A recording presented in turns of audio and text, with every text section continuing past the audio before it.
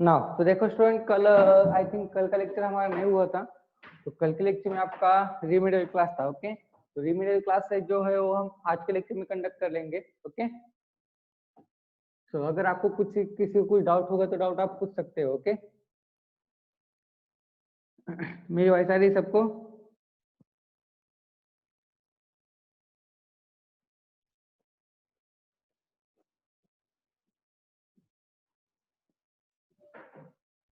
Question देख लो एक बार। हाँ, वेटलेसनेस। वेटलेसनेस। ओके, डाउट है क्या आपका? हाँ सर। हाँ ओके, तो चलो वेटलेसनेस मीन्स क्या रहता है वो हम देखेंगे। ओके,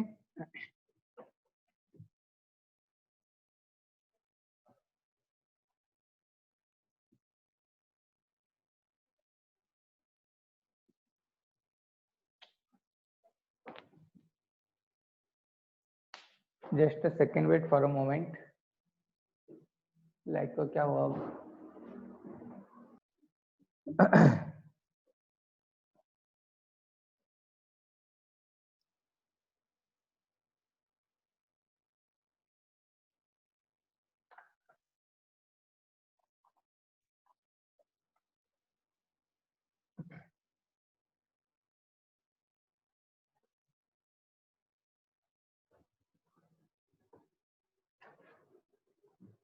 देखो वेटलेसनेस। ओके, वेटलेसनेस मीन्स क्या रहेगा? ऐसी कंडीशन जहां पर आपको एक्सेलरेशन ड्यू टू ग्रेविटी क्या होगा आपका? g इज इक्वल टू 0 होगा। Okay, g is equal to क्या होगा आपका? 0 होगा। अगर आपका एक्सेलरेशन ड्यू टू ग्रेविटी अगर आपका 0 है, इसका मतलब इसका इफेक्ट किसके ऊपर होगा? डायरेक्टली आपका जो वेट है। Okay, weight is equal to क्या रहता है? वेट इज इक्वल टू क्या रहता है आपका? m into g, means that is what? Mass into acceleration due to gravity. अगर आपका g अगर आपका 0, इसका मतलब 0 मल्टीप्लाई बाय एनीथिंग क्या होगा? 0 मीन्स ऑब्वियसली आपका वेट क्या होगा? 0 हो जाएगा। अब ये जो कंडीशन है, एक कंडीशन आपको कहाँ पर देखने को मिलेगी? Into space. ओके, स्पेस के अंदर जो है, स्पेस के अंदर आपको कंडीशन मिलेगी देखने को। देखो जो स्पेस रहता है, स्पेस के अंदर आपको जो एक्सेलरेशन ड्यू टू ग्रेविटी है, एक्सेलरेशन ड्यू टू ग्रेविटी आपका कितना होता है? 0 होता है। ओके, अब वहां पर आपका एक्सेलरेशन ड्यू टू ग्रेविटी 0 होता है, जिसकी वजह से आपको स्पेस के अंदर, अगर आपने कुछ हॉलीवुड के मूवीज देखे होंगे तो उसके अंदर आपको स्पेस के अंदर हर एक चीज ऐसी एयर में फ्लोट होती है। ओके, कोई भी चीज अगर आपने स्पेस के अंदर पेन भी रखा तो पेन भी क्या हो जाएगा आपका? एयर में फ्लोट होता रहेगा। ओके, अगर आपने कोई वाटर का ड्रॉप भी अगर आपने वहां पर ओपन किया तो वो भी क्या होगा? एयर में ऐसा फ्लोट होता रहेगा। क्यों होता है? क्योंकि वहां पर जो आपका एक्सेलरेशन ड्यू टू ग्रेविटी है, वो एक्सेलरेशन ड्यू टू ग्रेविटी क्या रहता है आपका? 0 रहता है, जिसकी वजह से आपको क्या फील होता है? वहां पर आपका वेट 0 फील होता है। अब ऐसी जो कंडीशन रहती है जहां पर आपको फील होता है कि आपका वेट कुछ भी नहीं है, आपका वेट 0% है, तो उस कंडीशन में हम क्या कहेंगे? वेटलेसनेस। उसका एक अनदर एग्जांपल रहता है। अनदर एग्जांपल क्या है इसका? लिफ्ट। ओके, आप सभी के अपार्टमेंट में लिफ्ट होगी। ओके, उस लिफ्ट के अंदर जब भी आप जैसे एंटर करते हो, अगर लिफ्ट ने अपवर्ड मोशन स्टार्ट किया, ओके, मीन्स लिफ्ट ने अगर आपका अपवर्ड मोशन स्टार्ट किया, तब आपको क्या फील होता है? कि आप ऊपर जा रहे हो, बट आपके बॉडी में से कुछ मास एक्सट्रैक्ट हो रहा है, मीन्स आपको वहां पर थोड़ा सा हल्का हल्का फील होता है। ओके, ऐसा क्यों होता है? क्योंकि आपका एक्सेलरेशन ड्यू टू ग्रेविटी क्या होता है? फ्रॉम द अर्थ सरफेस आप क्या होते हो? ऊपर जाते हो।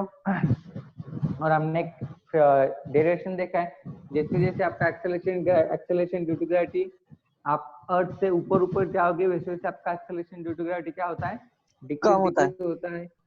ओके, मीन्स आपका हाइट इंक्रीज होता है तो आपका एक्सेलरेशन ड्यू टू ग्रेविटी क्या होता है? डिक्रीज होता है। तो जैसे आप लिफ्ट में एंटर करते हो, लिफ्ट में एंटर करने के बाद जैसे आपकी लिफ्ट ऊपर शिफ्ट होती है, आपका वेट क्या होता है? कम होने का आपको फील होता है, कि आपको हल्का हल्का फील होता है। Due to what? Due to the phenomena of weightlessness. Means weightlessness में फिनोमेना ऐसा है जो कि किसके ऊपर डिपेंड है? जी के ऊपर, means acceleration due to gravity. Then next इसका एक और एग्जांपल आता है लिफ्ट का ही। अगर लिफ्ट के अंदर आप एंटर हुए और लिफ्ट क्या होता है? सडनली अगर डाउनवर्ड में क्या होता है डाउनवर्ड में अगर आपका मूव होता है तभी भी आपको क्या फील होता है कि आप हल्का महसूस करते हो, आपकी बॉडी में से मास क्या है आपको जीरो ऐसा फील होता है। क्यों? क्योंकि आप एक्सेलरेशन ड्यू टू ग्रेविटी क्या होता है एट अ सडन हाइट आप क्या होता है नीचे आते हो, अर्थ की तरफ जाते हो, और जब भी आप अर्थ के ऊपर जाओ नीचे जाओ दोनों तरफ आपका एक्सेलरेशन ड्यू टू ग्रेविटी क्या होता है डिक्रीज होता है। अगर आपका acceleration due to gravity decrease होता है तो एक्सेलरेशन ड्यू टू ग्रेविटी किससे डायरेक्टली प्रोपोर्शनल है? Directly proportional to with what? Weight. अगर आपका acceleration due to gravity increase होता है आपका वेट भी क्या होना चाहिए? इंक्रीज होना चाहिए। अगर आपका acceleration due to gravity decrease होता है तो आपका वेट भी क्या होना चाहिए? डिक्रीज होना चाहिए। Both are directly proportional to each other, both are dependent to each other. Means weightlessness means क्या कौन सा फिनोमेना है जो कि एक्सेलरेशन ड्यू टू ग्रेविटी पर डिपेंड करता है? Weightlessness means what? ऐसी कंडीशन जहाँ आपका एक्सेलरेशन ड्यू टू ग्रेविटी या तो जीरो या फिर इंक्रीज हो या फिर डिक्रीज हो तब आपको क्या फील होता है? आपका वेट एज जीरो है ऐसा आपको फील होता है। मींस आपके बॉडी में से जो टोटल मास है टोटल मास एक्सट्रैक्ट किया है किसी ने ऐसा आपको फील होता है। उस कंडीशन को हम क्या कहेंगे? वेटलेसनेस। ओके, क्लियर है?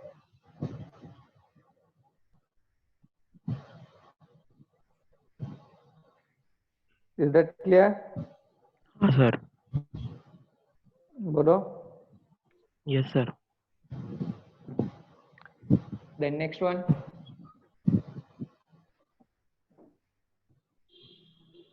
Next one.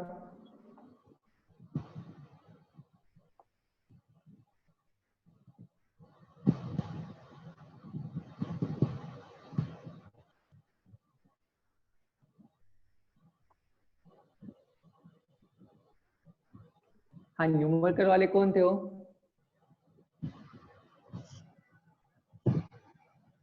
आई थिंक वो जो न्यूमेरिकल थे आपके जो मैंने होमवर्क दिए थे आप में से बहुत सारे बच्चों ने ट्राई किया होगा तो उनको एक चीज समझ में आई होगी कि वो कुछ सॉल्व होते कुछ नहीं सॉल्व होते। ओके, जो आपसे सॉल्व नहीं हुए हैं मुझे सिर्फ उनके नंबर बता दो। ओके, नहीं तो वो सारी मेमोरी की मैं सॉल्यूशन आपको आपके ग्रुप पर प्रोवाइड कर देता हूँ। ओके,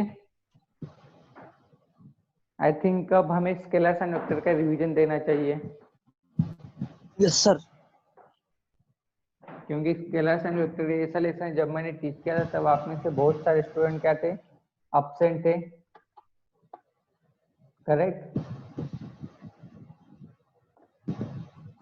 सर आप स्टार्टिंग से पढ़ाओगे? बोलो क्या?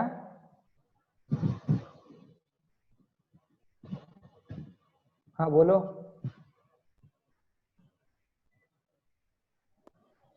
सर आप स्टार्टिंग से पढ़ाओगे? हाँ, स्केलर्स एंड वेक्टर एक रिवीजन देंगे हम, क्या क्या देखा था क्या क्या नहीं देखा था। Okay, now just a second मैं एक बार देखता हूँ स्केलर्स एंड वेक्टर्स कौन कौन से पॉइंट हमने लिए थे। उसमें से आपके के डेरिवेशन हमने छोड़ दिए थे जो कि इंटीग्रेशन एंड डेरिवेशन पर डिपेंड थे।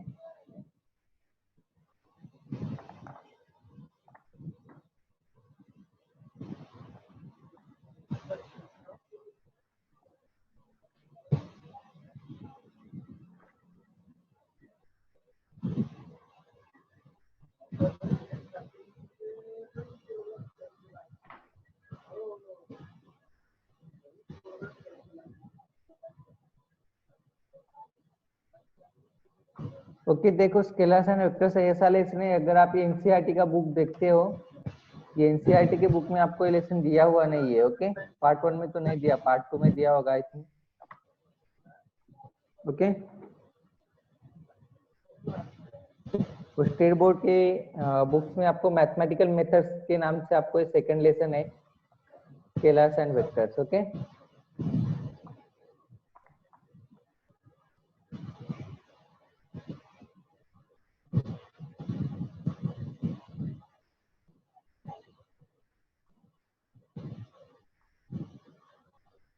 एंड जो अगर आपका एनसीईआरटी का बुक है एनसीईआरटी के बुक में आपको ये जो लेसन है स्केलर्स एंड वेक्टर आपको दिया है मोशन इन प्लेन उस लेसन में। ओके, मोशन इन प्लेन आपका नंबर 4 का लेसन है एनसीईआरटी के बुक में। एंड आपका स्टेट बोर्ड का जो बुक है स्टेट बोर्ड के बुक में आपको सेकंड लेसन है दैट इज मैथमेटिकल मेथड्स। तो इन दोनों लेसन के अंदर आपको स्केलर्स एंड वेक्टर्स आपको देखने को मिलेंगे। तो ठीक है, सबसे पहले अब हम स्टार्ट करेंगे। सबसे पहले हमने देखा था क्या what is mean by scalar and what is mean by vector. Okay, देखो स्केलर मींस क्या हो रहेगा scalar, okay, scalar and vector, okay. Scalar means क्या रहेगा, it is a quantity which have only magnitude, okay, इसे क्या रहता है, ओनली मैग्नीट्यूड रहता है। And vector means what, it is a quantity which have both magnitude and acceleration, okay, sorry magnitude and direction. Mic किसी का चालू है, माइक बंद करो यार, किसका माइक चालू है, माइक बंद करो आपका। हाँ, ओके। तो देखो स्केलर, स्केलर मींस क्या रहता है, it is a physical quantity which have only magnitude. Vector means what, it is a physical quantity which have both magnitude and direction, okay. अगर इनके हम एग्जांपल्स देखते हैं, एग्जांपल्स क्या क्या आएंगे बोलो। स्केलर, ओके, स्केलर का एग्जांपल क्या आएगा, temperature, mass, time, temperature, mass, time. And in case of vector, vector के क्या क्या आएंगे एग्जांपल, वेलोसिटी, स्पीड, ब्लर दिख रहा है, डिस्प्लेसमेंट।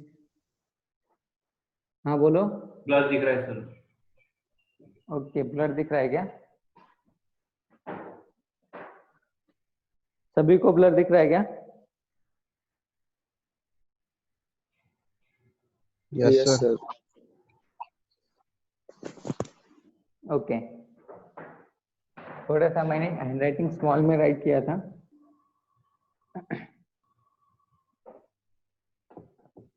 ओके, तो देखो स्केलर मींस क्या रहता है, scalar means it is a quantity which have only magnitude, it does not have direction. इसके एग्जांपल क्या क्या आएंगे, temperature, mass, time. Then next vector, vector means what, it is a physical quantity which have both magnitude and direction, okay. इसके examples क्या आएंगे, velocity, force, momentum, area, okay. Then next उसके बाद हमने क्या देखे थे, वेक्टर के टाइप्स हमने देखे थे, ओके। वेक्टर के टाइप्स कौन कौन से रहते हैं, यूनिट वेक्टर रहता है, इक्वल वेक्टर रहता है, नल वेक्टर रहता है, नेगेटिव वेक्टर रहता है, जीरो वेक्टर रहता है, कोप्लेनर वेक्टर रहता है, ओके। तो इन सबके हमने डेफिनेशन देखे थे। Unit vector means it is a vector which have unit magnitude. Then next हमने देखा था I think negative vectors, or negative vector means two vectors are in opposite direction to each other. Equal vector means that two vectors are of equal magnitude and equal direction, okay. Then next क्या देखा था हमने, resultant vector देखा था। Resultant vector means what, according to coordinate geometry use करके उसका resultant vector हमने find out किया था, पोजीशन वेक्टर्स। तो ये सारे हमने वेक्टर्स के टाइप्स देखे थे। देन नेक्स्ट उसके बाद हमने कुछ लॉज देखे थे vector addition and scalar vector addition के लिए। सबसे पहला लॉ था हमारा, सबसे इंपॉर्टेंट था triangle law of vector addition, okay. तो बहुत इंपॉर्टेंट लॉ था क्या, triangle law of vector addition, okay. Triangle law of vector addition.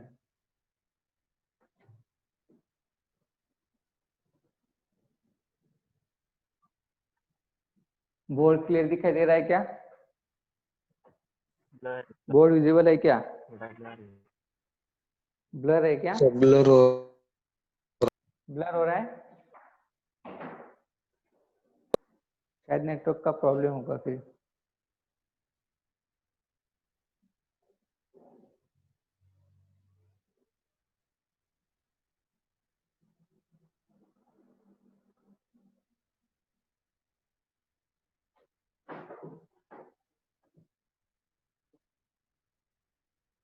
अब दिखाई दे रहा है क्या,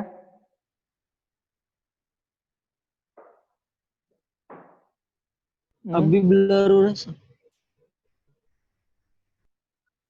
अब दिखाई दे रहा है या फिर ब्लर है? सर कोई बात नहीं, आप कंटिन्यू कीजिए, इतना भी ब्लर नहीं है। ओके, शायद आज नेटवर्क प्रॉब्लम होगा उसकी वजह से, ओके। अब देखो ओके हो गया sir. Triangle law of vector addition. Triangle law of vector addition क्या है, if two vectors are is along with the two sides of a triangle in the same order, then their resultant is represented the third side of magnitude in the but opposite order, okay। means what, अगर कोई दो vectors हैं, अगर वो किसी triangle के दो sides अगर यहाँ पर शो कर रहे हैं, फॉर एग्जांपल यहाँ पर ये दो वेक्टर्स है, this is a bar and this is b bar, okay। these are the two vectors which are shown by the two sides of a triangle। अगर कोई दो वेक्टर अगर किसी ट्रायंगल के दो साइड्स अगर आपके शो करते हैं, उसका जो इन दोनों का जो रिजल्टेंट वेक्टर रहेगा, रिजल्टेंट वेक्टर क्या रहेगा, resultant vector is the direction of resultant vector is the direction of third vector, sorry third side of that triangle. Okay, इनका जो रिजल्टेंट आएगा वो रिजल्टेंट क्या रहेगा, resultant is the third side of that triangle. Okay, if two vectors are represented the two sides of a triangle, then their resultant will be their third side of that triangle। Okay, means इनका जो resultant रहेगा वो resultant क्या रहेगा, इनका जो third side रहेगी triangle की वो क्या रहेगा, इनका थर्ड रिजल्टेंट वेक्टर रहेगा। ओके, तो अब देखो ये ए बार है, ये बी बार है, सी बार है। अब यहाँ पर ट्रायंगल लॉ ऑफ फैक्टराइजेशन किस तरीके से अप्लाई होता है, देखो A bar plus B bar is equal to what, C bar. Okay, vector law का एक स्टेटमेंट है, बहुत इंपॉर्टेंट है। इनका स्टेटमेंट क्या है, ट्रायंगल लॉ ऑफ फैक्टराइजेशन का स्टेटमेंट अगर किसी को राइट करना है तो राइट करो, मैं एक बार अनाउंस कर रहा हूँ। When two vectors are along with two sides of a triangle in same order, then their resultant is represented by third side of triangle in same magnitude and direction। okay, in same magnitude and direction। okay, अब देखो then उसका ये होगा इनका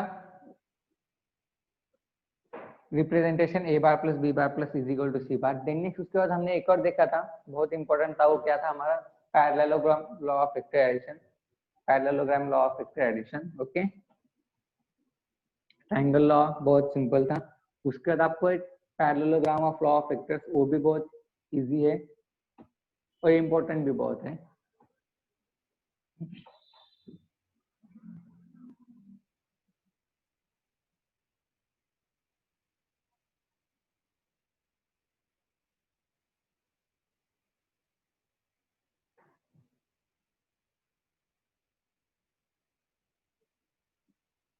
parallelogram law of vector addition. Okay, अब देखो इसके अंदर पैरेललोग्राम मींस इसके अंदर जो आपको जो लॉ दिया है वो लॉ किसके रिलेटेड दिया है, पैरेललोग्राम के रिलेटेड दिया है। तो इसके लिए हमने जो फिगर ड्रॉ की थी वो फिगर हमने इस तरीके से ड्रॉ की थी।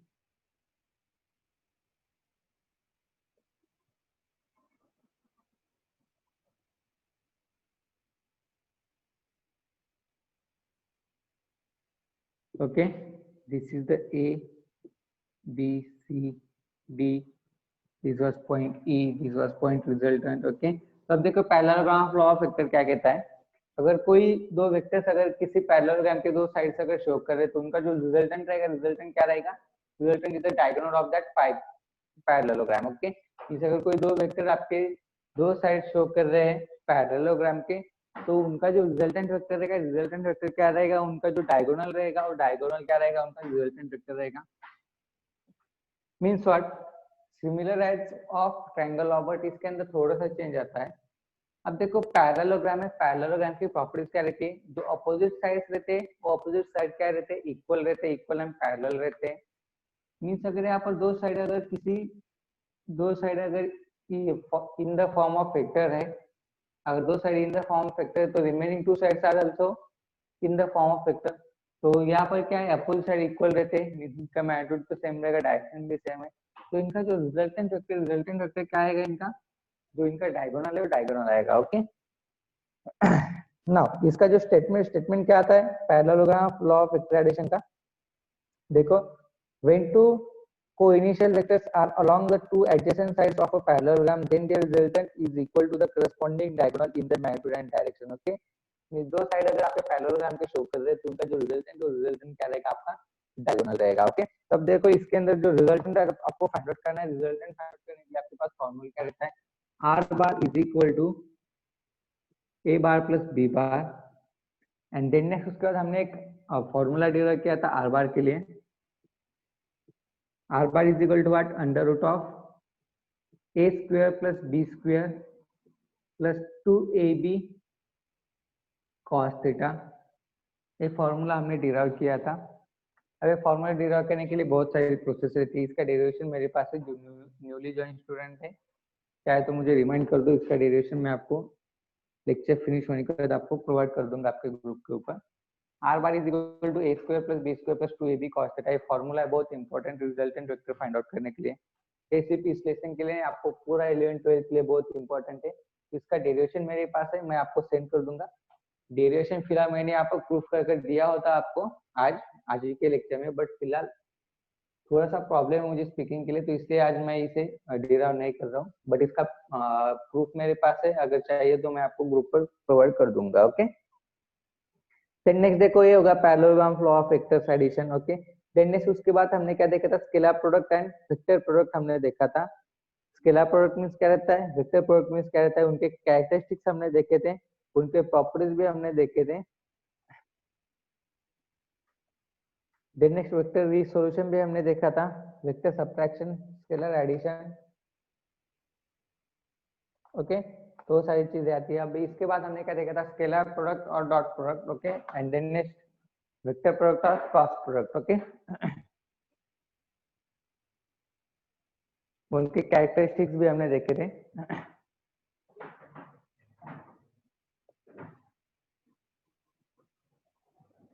अब देखो स्केलर प्रोडक्ट मींस क्या रहता है एंड वेक्टर प्रोडक्ट मींस क्या रहता है। ओके, और इन दोनों में डिफरेंस क्या है। ओके, प्रॉपर्टी इन दोनों के सब लगभग सेम ही है।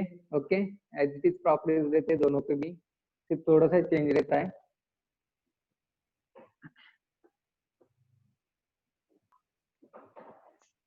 सर ग्रेविटेशन चैप्टर के बाद ये चैप्टर सिखाओ ना। फिर से रिपीट करना है क्या? ओके, कोई बात नहीं, ग्रेविटेशन लेसन आपका 1-2 दिन में फिनिश हो जाएगा। मींस कल से हम वर्कशीट स्टार्ट करेंगे। वर्कशीट में भी 2 और मे भी 3 दिन तक चलेगा, और उसके बाद हम स्केलर्स एंड वेक्टर स्टार्ट कर देंगे। ओके, स्केलर्स एंड वेक्टर में फिर से थैंक यू सर, बिकॉज बहुत सारे डेरिवेशन सब।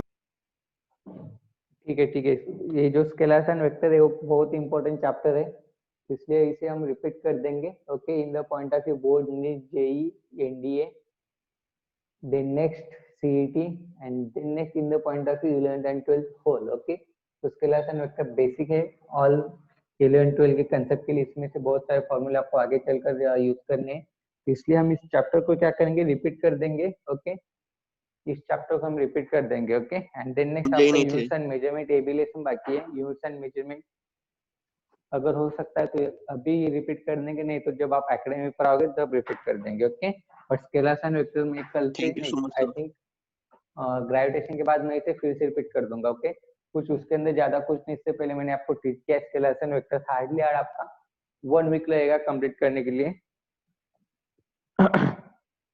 तो 1 वीक के अंदर इसे हम कंप्लीट कर देंगे स्केलर्स एंड वेक्टर्स को। ओके, नाउ सर सेंड करो ना, हाँ बोलो क्या?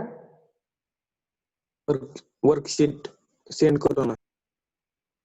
हाँ वर्कशीट, क्या वर्कशीट आज दोपहर तक सेंड कर दूंगा मैं आप सभी को। ओके, आपको जो इसका वर्कशीट रहेगा वो वर्कशीट में